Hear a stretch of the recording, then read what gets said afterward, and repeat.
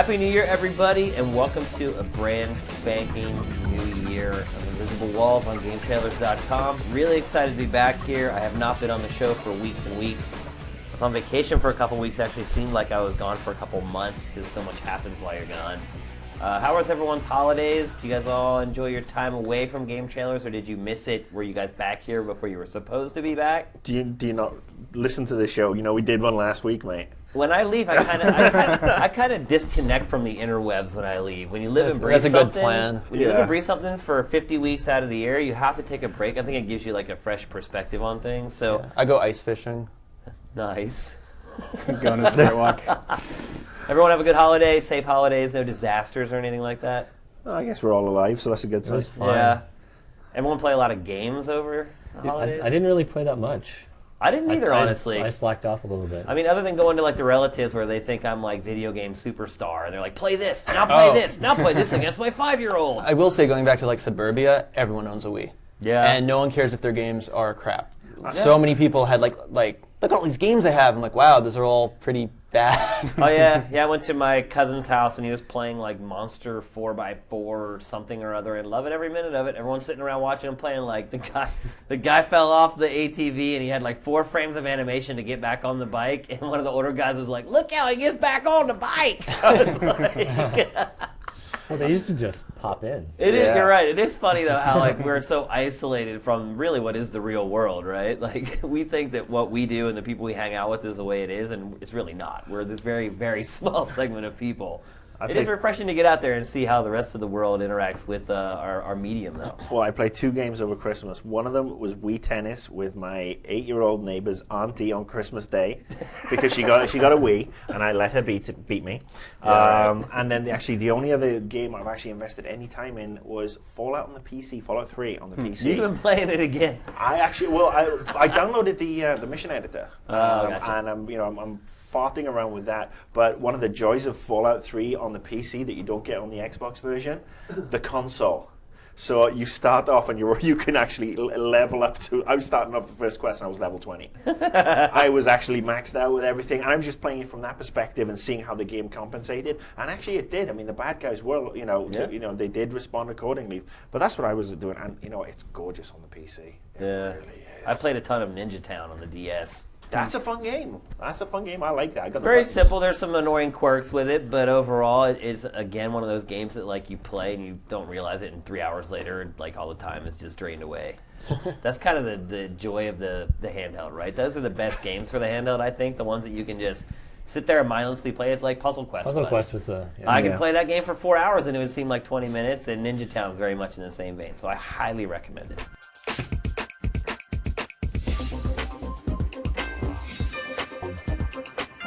All right, so this is the first episode of Invisible Walls for 2009. Sitting in on the show today, we have Grumpy McGrump.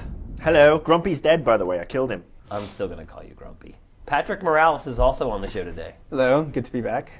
Justin Spear, fresh back from a holiday in local California. Yeah, go. And a barber. I feel rejuvenated. We have a Canuck here who did not go home for the holidays. I feel bad about that. Well, I'm like demi-Canadian. I'm a permanent resident. It's going to expire soon. I actually think I'm going to let it lapse. Ooh. But I may go back someday.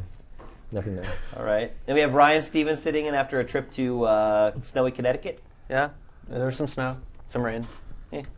And then we also have Jeremy Hoffman sitting in from Game Trailers TV today. Hey guys, thanks for having me back. And Megan Rue also sitting in, one of the rare occurrences of a female on Invisible Walls, although she was on the show last week, and from all accounts, people enjoyed listening to her. So she is back. Yeah. Apparently I'm a girl with personality on the show now, so. But there aren't girls on the internet. And Brooks Huber is the last member of the panel today. Hello, everyone. Gotcha. Come on, Adam. You know what we want.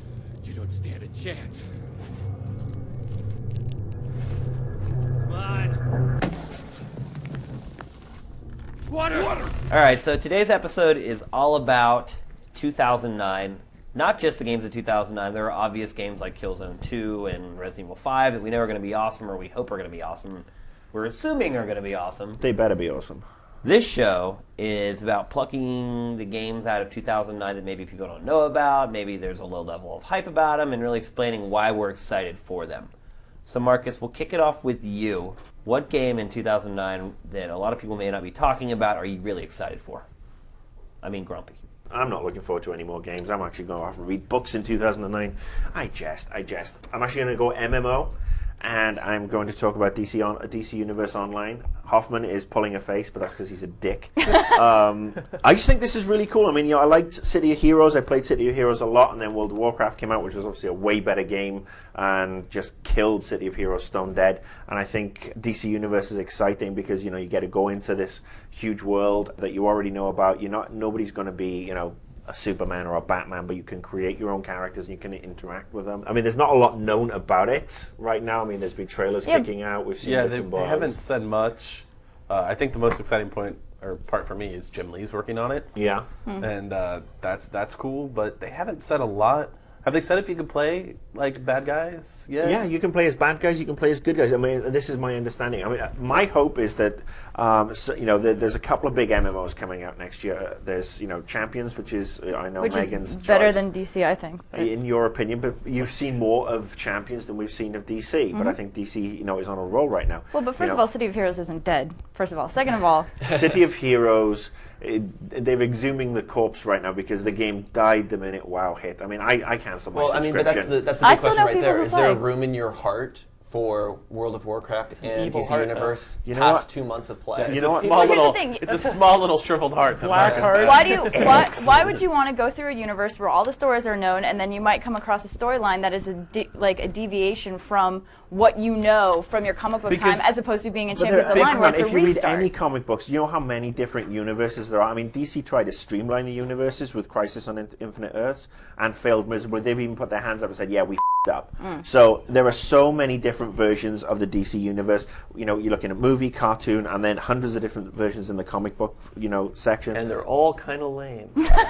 Not at all. Some are actually quite cool. But I suppose because I don't know much about this, I'm hoping that again it's going to be an M-rated game. I'm hoping that Probably not. You never know. kids on there, man. You need Online interactions not rated by the ESRB. We'll see, but I also hope you can there's just say things cock all the that they time. bring into it. Like if you're in a superhero game, I'd love to have an alter ego. I mean, if I'm That is That they've is the said- nice thing. they've I will said- agree with you on They that. said there will be an alter ego. I want to see They that. I said- want to be able to have a permanent base that I can use to store my stuff. Not not a Fortress of Solitude, but somewhere like an apartment or whatever where you can store stuff and you can do the quick changes. I mean, just do all this little bits. Any MMO that puts more persistent world stuff into the game, I'm all for. I mean, I think Ultima Online did it the most, but it also up the game the most. Well, EverQuest 2 does it where they let you have a room that you can travel to and you can put your trophies up and stuff and like but that. City of Heroes has that too. They have XI bases. and the hideouts, but they're all kind of instanced, right? They're Yes. not actually taking up actual real estate. Right. Yeah. But yeah, I'd love to be able to say that if you're in Star It ups the City or complexity. Gotham or Metropolis or whatever, you can you want to be a citizen of Gotham and you've got. Here's the deal. The only cool character in the DC universe is Batman, and that's why we want to play Batman Arkham Asylum. You know what? I think there's a whole That's whole, all I'm saying. There's a whole bunch. Flex. Yeah, and Batmite. Let's Batman's talk about good. Batmite. No, there's actually a bunch of other characters that I think people haven't had a chance to explore. I mean, you look at Booster Gold is cool.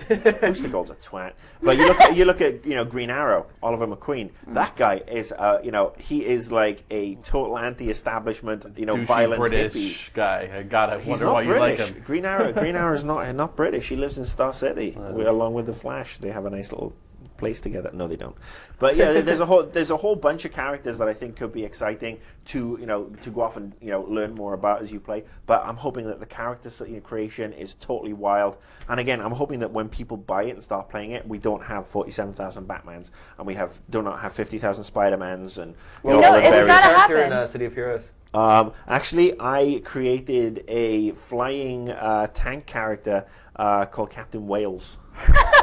Because it was a piss take on Captain Britain. Actually, to be fair, it was called Captain Cymru because Cymru is the Welsh word for Wales, and it does roll off the tongue a I little made my bit better. guy look like Steve Jobs. He had a turtleneck. He didn't look like a hero at all. It was fun.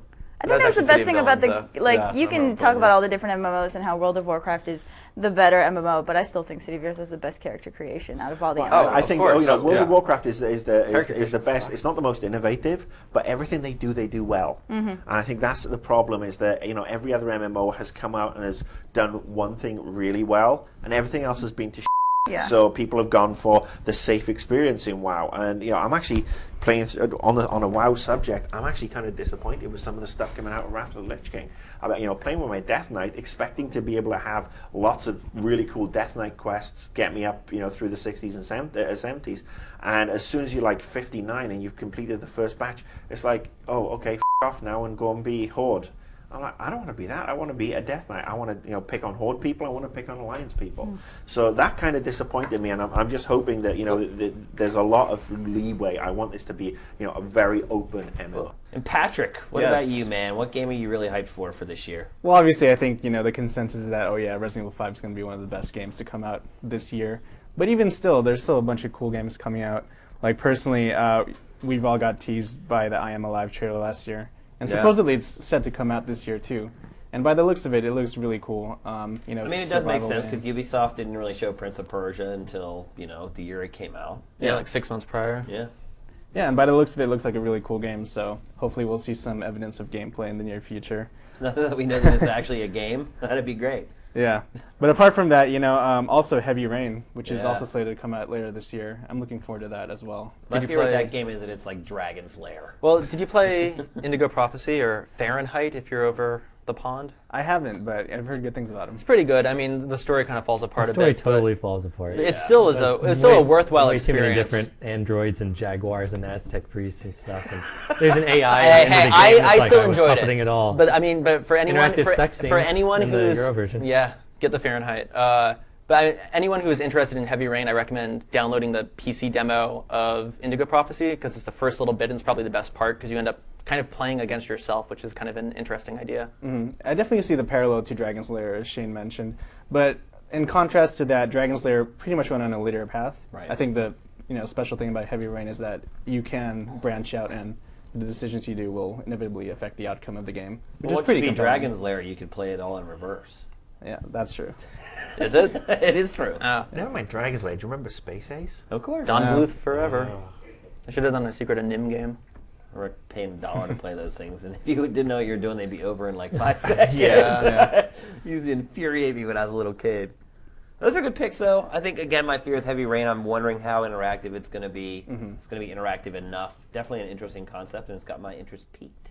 Brooks Huber, what are you bringing to the table, my man? Well, I don't know if it's so much under the radar, but I am looking forward to Chronicles of Riddick, Assault, and Dark Athena. I think it could qualify. I mean, it's been a while since Riddick came out in the original Xbox. It sold very, very well. It was Game of the Year for a lot of people. Yep. But I think there are a lot of people out there who aren't familiar with it, especially as Vin Diesel has no movie career right now. This could actually Whoa, be the Fast and the Furious is coming back. the the Fast and the With a Furious. Yes, vengeance. Vin Diesel and Paul Walker. What have they done recently?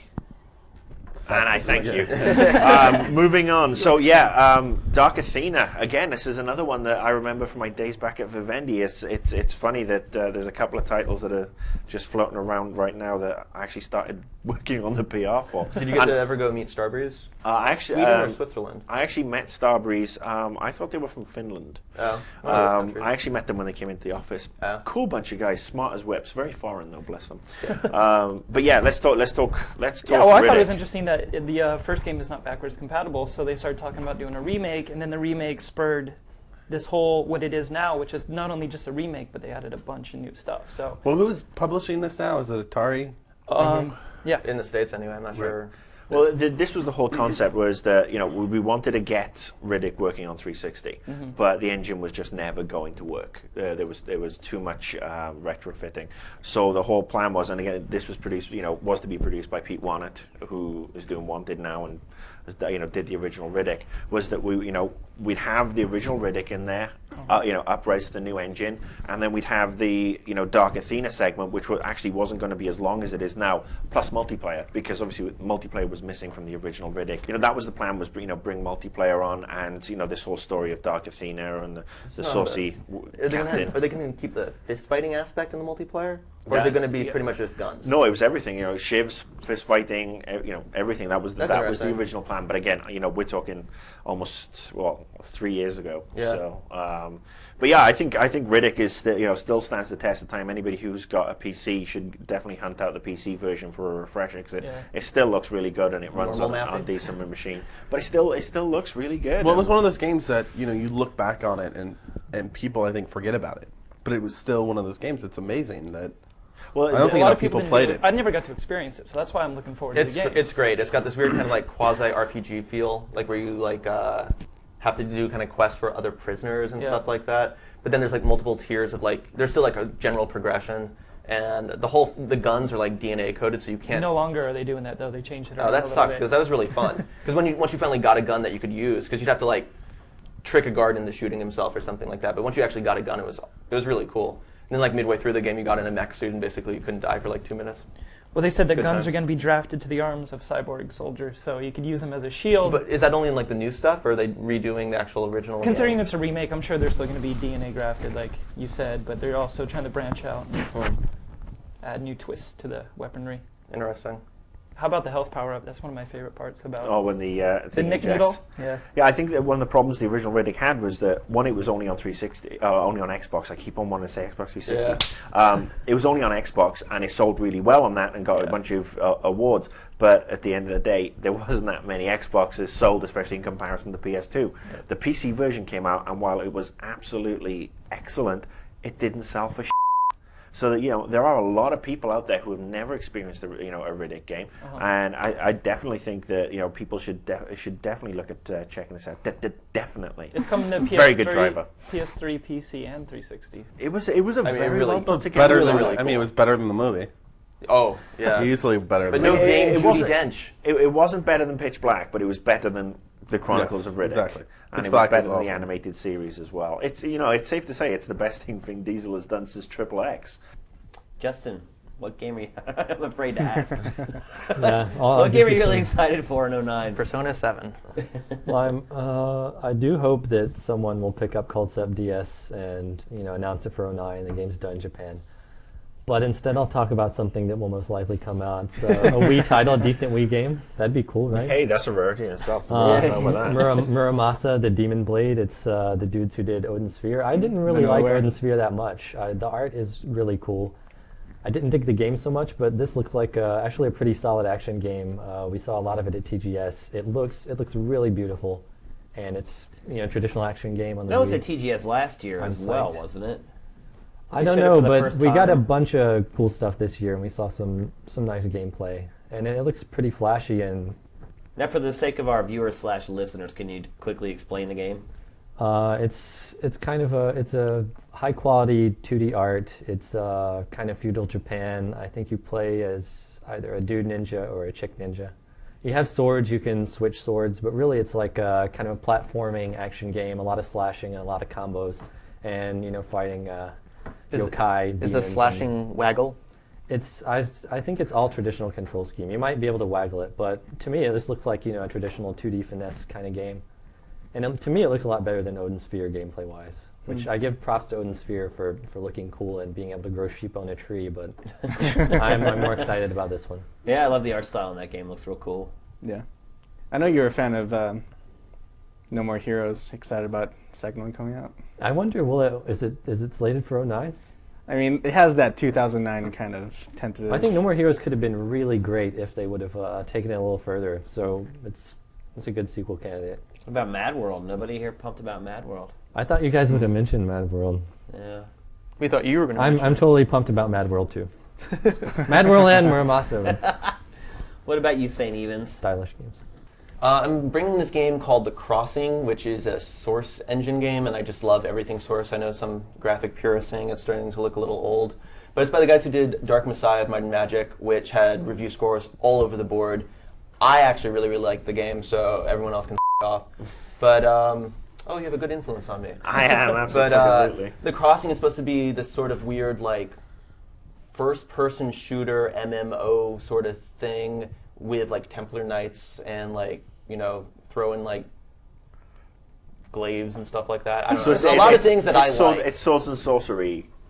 But like modern day. Modern day, But there's okay. some sort of weird time travel thing, and this weird kind of like MMO aspect to it. It's not like that game Jericho, is it? 'Cause that No, was no, bad. Jericho's really, really bad. I think Jericho, they told Clive Barker, we'll do whatever you say. And he's like, okay. And he had all these ideas, and they couldn't flesh any of them out. Like every George Lucas movie ever made. We won't stop you. I actually do like this whole trend that's finally beginning to take off in shooters, where it's shooter with a heavy RPG element. Obviously, Fallout 3 is it an RPG? Is it a shooter? Mass Effect. Mass Effect is another one. But even kind of like invert that, and you have games like Stalker, which a lot of people kind of like, but thought was flawed. But that kind of it's a shooter, but open world shooters getting really big. Look at Far Cry 2. The new Wolfenstein's going to be like that. There's another game too, can't think of it, but this whole like open world, but it's basically a first-person shooter. But It's with kinda this interesting. RPG element where you can improve as you go along, which I think Quests, weapons. that's the way forward. I mean, it just immerses. It appeals to me. So the Crossing. So who's publishing the Crossing? There's no publisher yet. People are saying Valve may look into it, but who knows? It's Arcane, and Dark Side of Might and Magic was Ubisoft on the 360. I don't remember who published it on PC. Might and Magic has been through so many publishers. Oh over yeah, the it was like years. Microprose back in the day, I think. 3DO had it for a while. Yeah, but Remember that one? The 3DO company. Good God. I think they still make Army Men game or. No, they're dead. Are they 3DO are completely dead. dead? I think 3DO are dead. I still see Army Men like DS games. Crap. And I don't know, maybe my game may not be one of those totally under the radar type games, but no one's really talking about it. And the game I'm really excited for is Punch Out for the Wii. I'm a huge Punch Out fan from way back in the day. It's been very well documented that I used to steal quarters from my grandmother's quarter jar to go play Punch Out in the arcade. I thought it was Mortal Kombat. No, it was Punch Out. And so yeah, I've had an unhealthy addiction to this franchise for a long time. I'm scared to death that it's going to suck. Based upon what I've seen so far, The 12 it looks seconds like it's of- going to suck. But that is the one game that I'm just kind of like floating out in the ether on right now. And I wonder, are they going to make it like the old arcade games? Because what other people don't realize is the franchise started in the arcade, was eventually moved into the home, and they changed a lot about the game when they moved it into the home. The basic mechanics were the same, but they changed a lot of the names of the characters. I don't know if there were Wasn't there copyright 2 infringements. screens in the arcade? Yes, there were 2 screens in the arcade, which would make you think it would be perfect for the DS. Wasn't it Mike Tyson's Punch Out? On the home, Yeah. On the console. home system. And See, I then know when they in the UK re-released was- it, they changed it to Yeah, they did change it to Mr. Punch Out after they Dream or lost the something like license. that. Yeah, after they lost the license from Mike or whatever. I'd love to see them get that license back, so you can include things like ear biting and Yeah.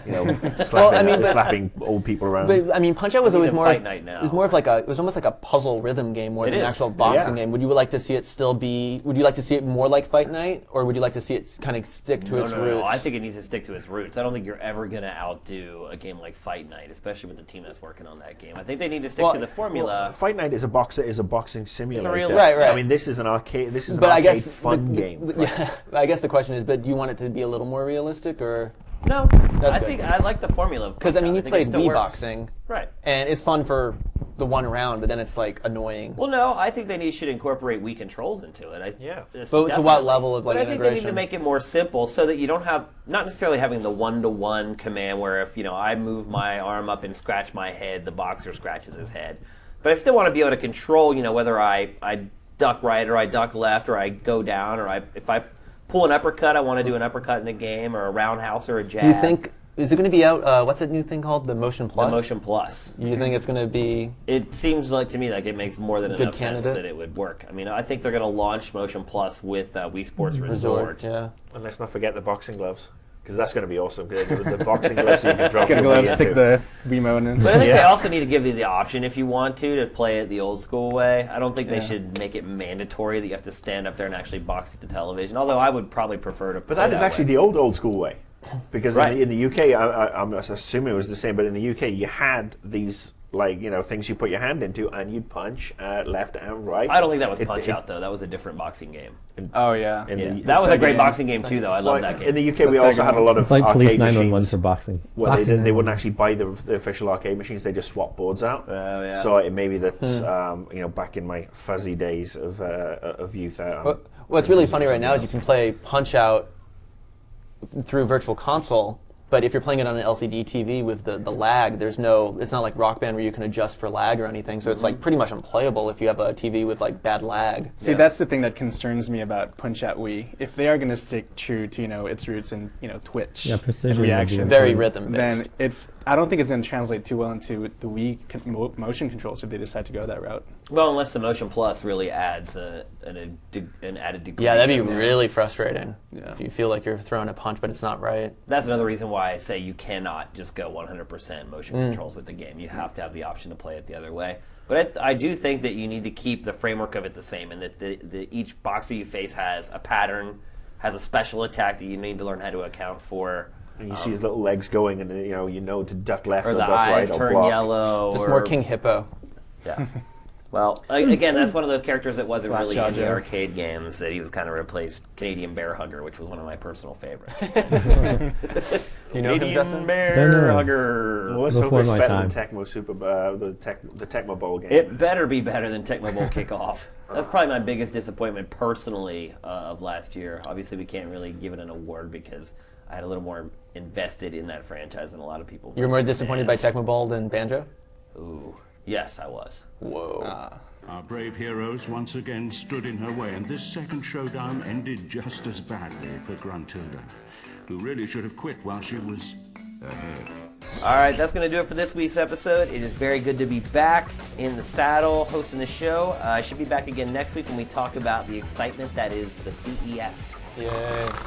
An HD radio. There's going to be some great mice on display. Wake me when it's over. Anyway, we will be out of town for the next couple days in Vegas. We'll catch you back here next week. Peace.